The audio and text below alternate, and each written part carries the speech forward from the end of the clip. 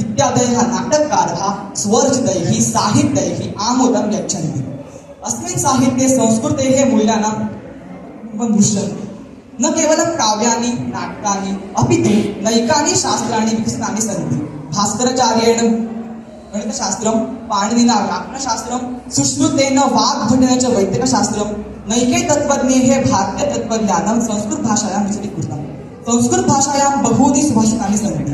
यद्यपि अल्पाक्षराणि तथापि महान्तम् अर्थं सूचयन्ति तानि। अमित्रस्य कुतः सुखं, हस्तस्य भूषणं दानं, स्तुक्तिसुधा, विभक्तिमाला इत्यादीनि सुभाषितानि जनान् सदैव उपरिशन्ति। संस्कृतभाषायाः शब्दभण्डारम् अतीव समृद्धं सम्पन्नं च वर्तते।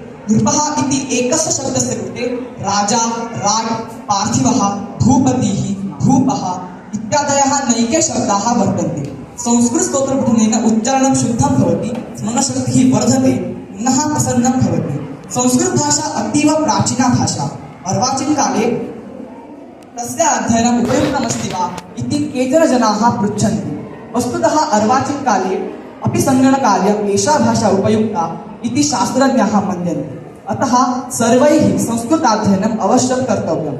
वन्दे मातरम्।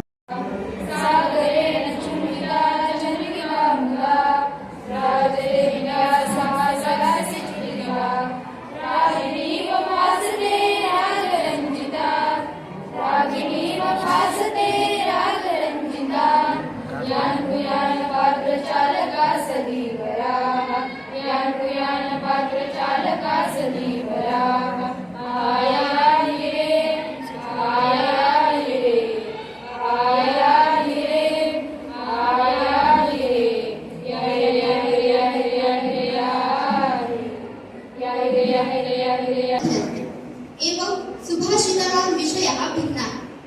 सुभाषितरसास्वादः अस्माकं दुःखम् अपहरति, सुखं वर्धयति, अस्मान् उपदिशति च। वयम् अन्नपदार्थानां सेवनेन क्षणिकां तृप्तिं विन्दामः, किन्तु सुभाषितरसास्वादः शाश्वतम् आनन्दं यच्छति। छात्रैः सुभाषितानि अवश्यं कण्ठस्थीकरणीयानि।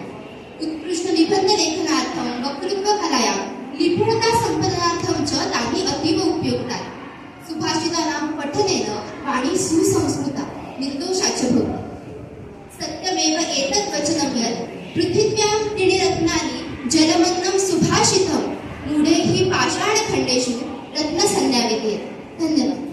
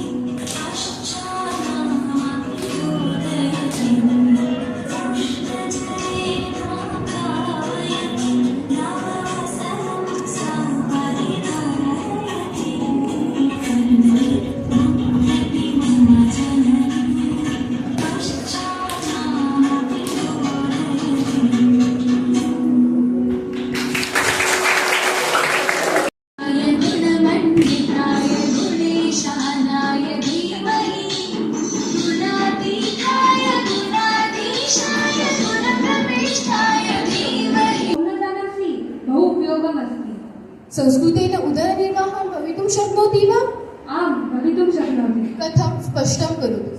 संस्कृतभाषा शिक्षणानन्तरं शिक्षकाः, प्राध्यापकाः, लेखकाः, कविः, संशोधकाः इत्यादिषु अनेकेषु क्षेत्रेषु कार्यं प्राप्नुमः। एवं वा? मम अज्ञानमस्ति। अज्ञानमस्ति, अतः संस्कृतं पठतु। आम्, अहं संस्कृतं पठामि। धन्यवाद.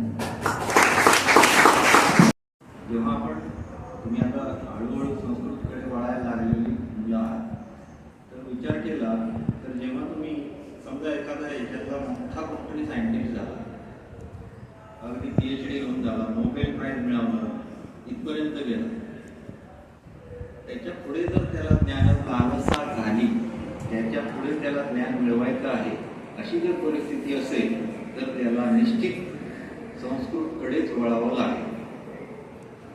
संस्कृतची महती ही तिथून पुढे चालू होते.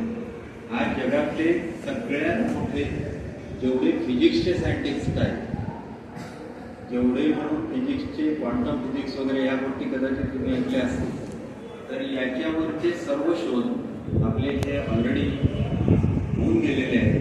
ज्याच्यावर साहित्य उपलब्ध काही ठिकाणी विखुरलेल्या स्वरूपात असेल. मित्र विक्रमोर्वशीयम् अभिज्ञानशाकुन्तलम् इति नाटकानि लिखितवान्. तस्य मेघदूतं ऋतुसंहारम् इति खण्डकाव्ये प्रसिद्धे. नाटकेषु अभिज्ञानशाकुन्तलौ द्वितीयम् अस्ति. उपमा कालिदासस्य एषा उक्तिः सार्था अस्ति. कालिदासस्य साहित्ये भारतीयसंस्कृतेः मूल्यानां प्रतिबिम्बं दृश्यते. चरित्रचित्रणे कालिदासः अद्वितीयोड अस्ति. जयतु कालिदासः. करून मला वाटतं आमच्या वेदमुनी जे आहेत, या वेदमुनींनी म्हणा किंवा भारतीय स्वातंत्र्यानंतर 1969 मध्ये मला वाटतं पहिल्यांदा संस्कृत दिन साजरा करण्याची सुरुवात झाली आणि आज आपण त्या ठिकाणी साजरा तो करत आहोत.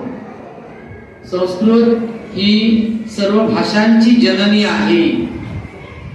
ज्या ज्या काही भाषा आपल्या देशामध्ये उदयास आलेल्या आहेत, वेगवेगळ्या प्रांतामध्ये भाषा उदयास आलेल्या आहेत, त्या सर्व भाषांची जननी म्हणून संस्कृतकडे पाहिली.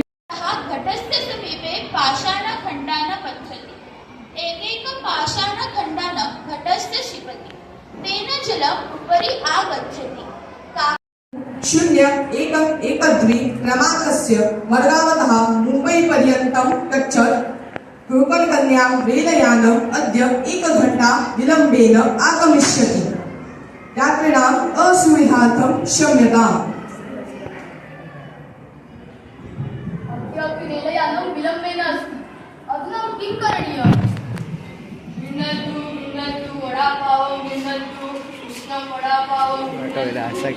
वडापाव कति रूप्यकाणि? केवलं 10 रूप्यकाणि. 10 रूप्यकाणि? ददातु एकं वडापावं ददातु.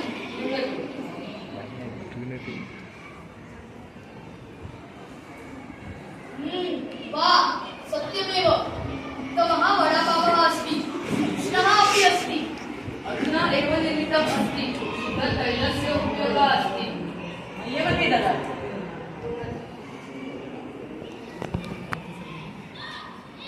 वा सत्यं वडापावः उत्तमः अस्ति. चटनी अपि उत्तमा वर्तते. प्रवासी जनानां कृते वडापावः प्रियः खाद्यपदार्थः अस्ति. श्रीमन्तः तथा सामान्यजनाः वडापावम् आनन्देन खादन्ति. सत्यं वडापावः भोजनसदृशमस्ति. बुभुक्षितानां सामान्यजनानां कृते वडापावः भोजनम् अस्ति. अहं सदैव वडापावं नमामि.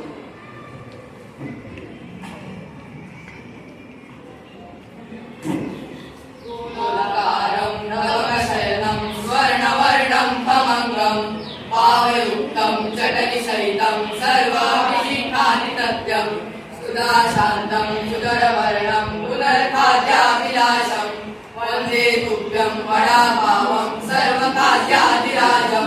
वडापाव